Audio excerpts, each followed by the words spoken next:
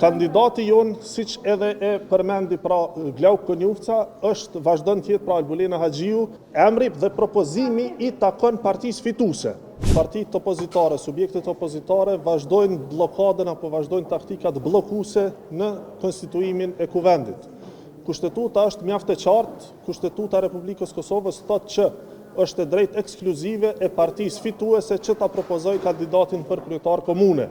Kemi edhe interpretimin e gjykatës kushtetuese ku kërkohet që të gjithë deputetët duhet të jenë prezent dhe kanë për obligim që të votojnë.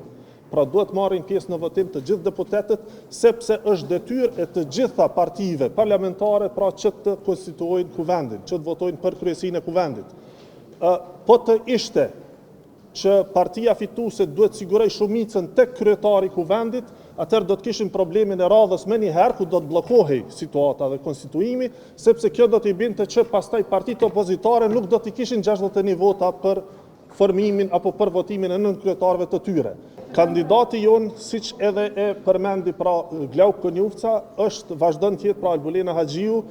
Ky kandidat është propozimi i partisë fituese, apo kjo kandidat është propozimi i partisë fituese, e cila është e drejtë ekskluzive që ne garanton Kushtetuta e vendit. Meqense po shihet qartë që partitë opozitare nuk e kanë ndërmend që të ecin tutje dhe të zhbllokojnë procesin e konstituimit të kuvendit, duhet ndoshta që të ulemi njësoj siç u bë.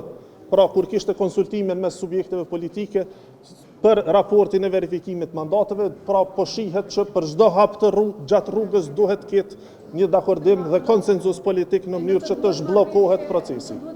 Emri dhe propozimi i takon partisë fituese.